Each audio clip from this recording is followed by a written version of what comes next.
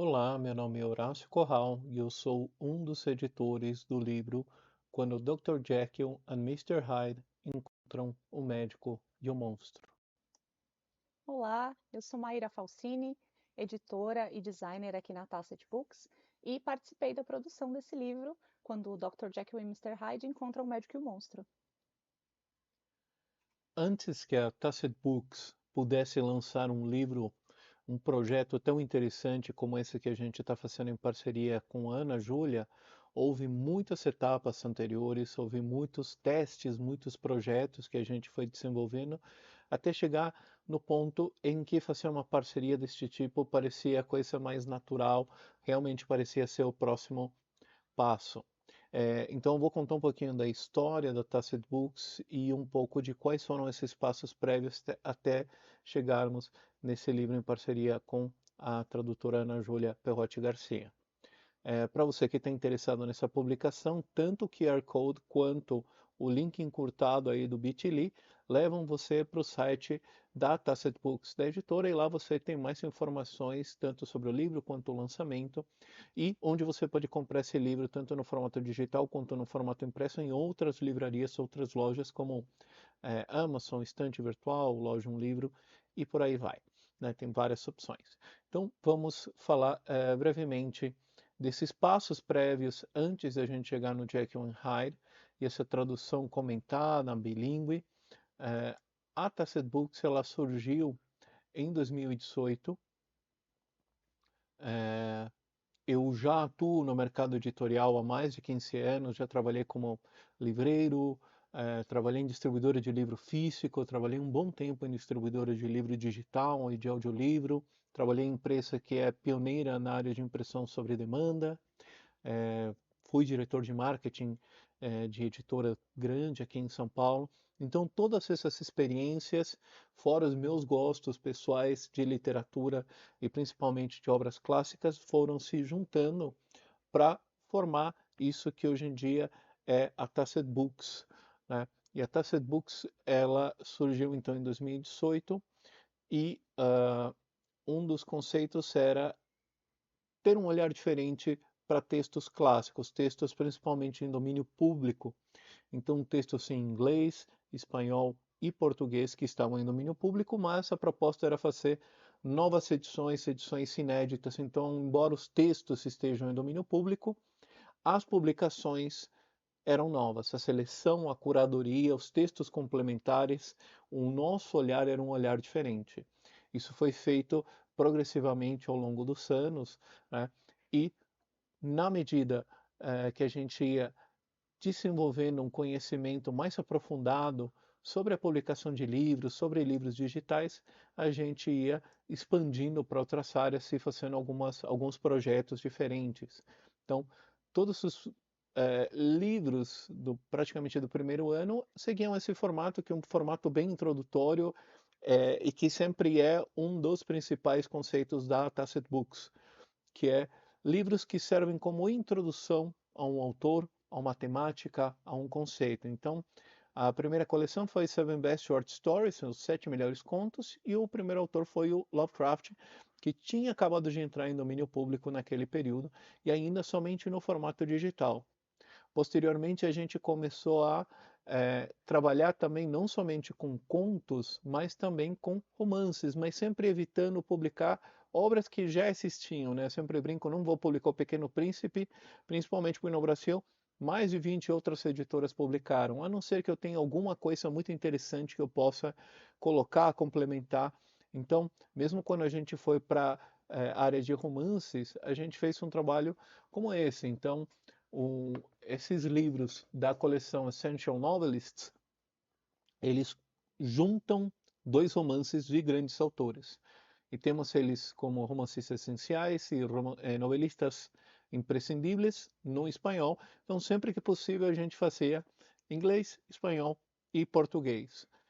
E aí a gente sempre dependia, claro, do trabalho de bibliotecas, de base de dados, de projeto Gutenberg, para ter acesso a esses arquivos originais numa qualidade acessível para que a gente pudesse fazer o nosso trabalho de produção editorial. Então, essa é a capa no formato digital, essa aqui é a capa no formato impresso. Esse livro está disponível à venda no Brasil. Não dá para ver, mas aqui a gente teve que fazer alguns ajustes no livro. Então, esse processo de ir ajustando e compreendendo, ele é um processo que é da própria natureza da Tacit Books. Nós sempre começamos o digital e vamos progressivamente migrando para o formato impresso dentro desse modelo de impressão sobre demanda, e a gente vai entrar nisso. Depois a gente foi para uma outra coleção, que foi a coleção de ensaios, esse aqui foi o primeiro livro, que foi o livro de ensaios da Virginia Woolf em inglês. Todos os seus principais ensaios dela estão disponíveis, tanto no formato digital quanto no formato impresso. Então vocês percebem, a gente começou por contos, depois fomos para romances, depois fomos para ensaios, e isso para a gente também se sentir mais à vontade com o tipo de material e como a gente abordava isso, né? Então, ao longo de todos esses anos, a gente foi fazendo isso no formato digital, e de alguns anos para cá, um pouquinho antes da pandemia, a gente começou a trabalhar os livros no formato de impressão sobre demanda, onde o livro só vai ser impresso a partir do momento que ele é comprado, né? Então a gente tem um parceiro que vai imprimir o livro a partir do momento que ele foi comprado. E a gente chega então aqui no ponto do 10 melhores crônicas, que é a coleção mais recente que a gente tem trabalhado, onde a gente vai, em alguns casos, realmente recuperar nos jornais da época as crônicas de grandes autores. Então, Machado de Assis, Mário de Andrade, Júlia Lopes de Almeida, Carmen Dolores, muitos desses autores a gente acaba fazendo um pouquinho de um trabalho de Indiana Jones, né, de arqueologia da literatura, para a gente recuperar algumas pessoas que acabaram sendo esquecidas, ou que por uma ou outra razão acabaram não recebendo a atenção devida. E uma das particularidades da Tacit Books é que nós acreditamos que os livros eles têm que ser acessíveis. Não adianta a gente fazer um livro muito interessante e precificar isso de uma maneira que torna o livro completamente acessível ao leitor médio ou estudante. Então, a gente procura precificar os nossos livros de uma maneira mais a gente procura pensar os livros de um jeito mais acessível mesmo. Então, boa parte, um exemplo ótimo a coleção 10 melhores crônicas. A imensa maioria dos livros está abaixo da faixa dos R$ 50, né? Esse livro que a gente fez com a Ana Júlia, ele está um pouquinho fora do escopo. Por quê? Porque são 360 páginas, né? Realmente é um livro que é muito maior, e isso acaba afetando o preço, mas ainda assim a gente não queria que ele passasse da faixa de R$ 100, então ele é R$ 99 apenas. Se fosse lançado por outra editora, provavelmente seria 150 ou mais. Então a gente tem muita consciência disso, e foi uma grande oportunidade para a gente trabalhar num projeto dessa maneira. Então, como vocês percebem, a gente veio fazendo um trabalho em cima de textos de domínio público, com um olhar diferente, complementando os textos já clássicos. Então, no livro 10 Melhores Crônicas do Machado de Assis, a gente complementou com textos de autores contemporâneos, como Euclides da Cunha, Rui Barbosa, que falavam do próprio Machado e da sua importância como cronista. E neste caso do livro da Ana Júlia, a gente tem um processo muito similar. Eu vou passar para a próxima tela, a gente vai se aprofundar um pouco mais nas particularidades deste livro, já olhando diretamente para ele, e daqui a pouquinho vamos ouvir também um mergulho mais profundo nos aspectos da diagramação do livro também. Seguindo essa tradição já estabelecida na Tacit Books de olhar para textos clássicos e complementar com outros textos interessantes que agregam valor à obra, tornam ela mais interessante, quando iniciou-se o diálogo com a Ana Júlia para a gente fazer esse livro, foi muito natural a ideia de complementar ele com notas como a que ela tinha produzido durante o processo do doutorado dela e o estudo da obra do Dr. Jekyll e Mr. Hyde. Então, mostrar aqui um pouquinho para vocês. Então, textos como o autor, o livro, as traduções e, neste caso, desafios de Dr. Jekyll e Mr. Hyde aos tradutores e aos leitores, era uma coisa que para nós parecia muito natural e funcionou muito bem. Então, além desses textos que ela trouxe, que complementam e agregam muito valor a essa obra, realmente já é um texto absolutamente clássico, O Médico e o Monstro, mas com essas notas, ele, tanto o autor quanto a obra, eles ganham ainda mais importância, mais relevância, mais valor.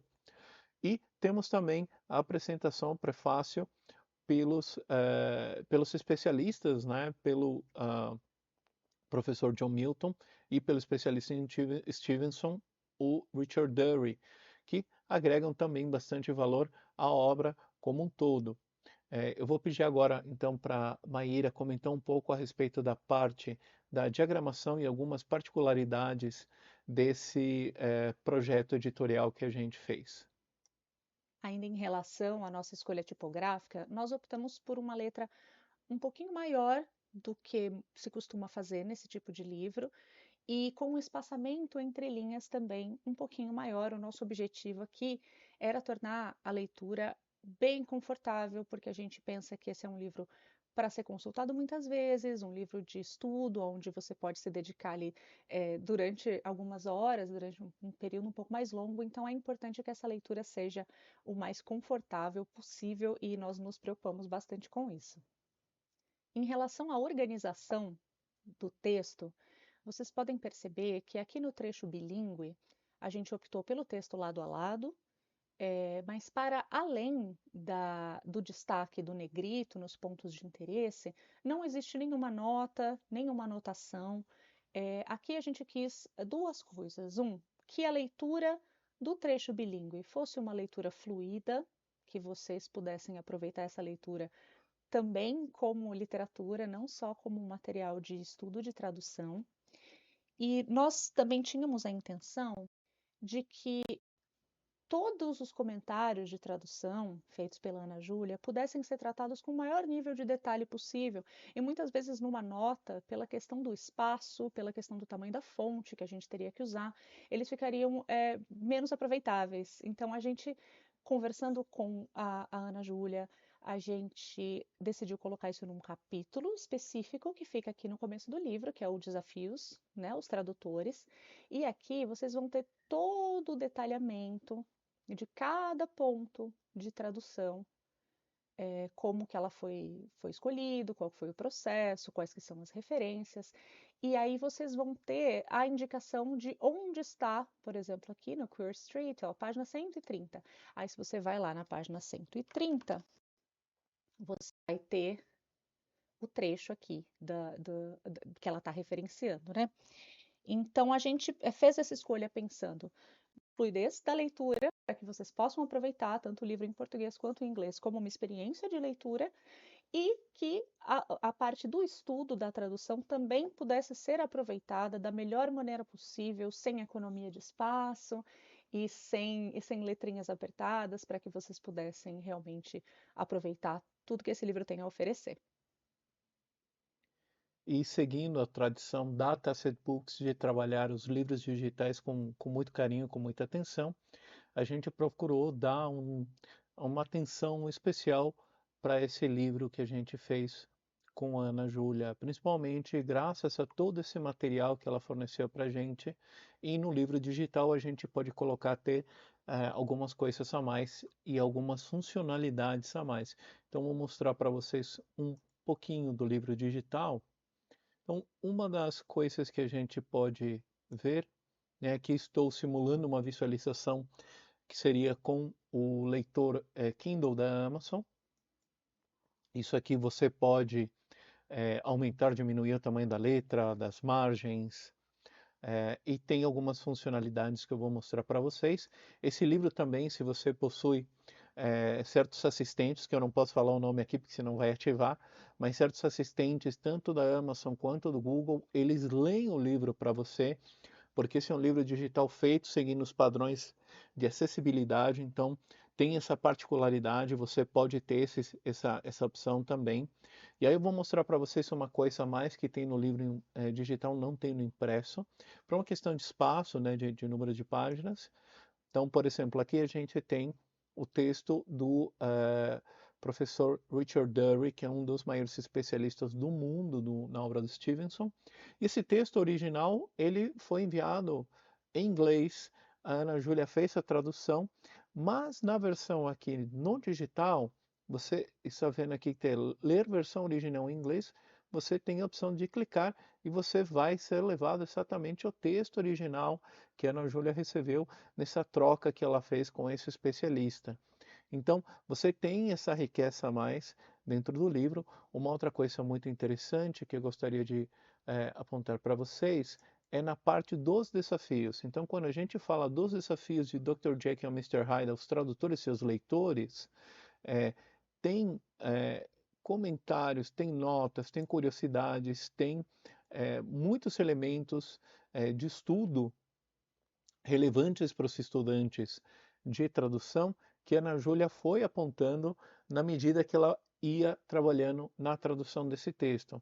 Então vocês veem que tem algumas coisas destacadas aqui, sublinhadas, como por exemplo Queer Street.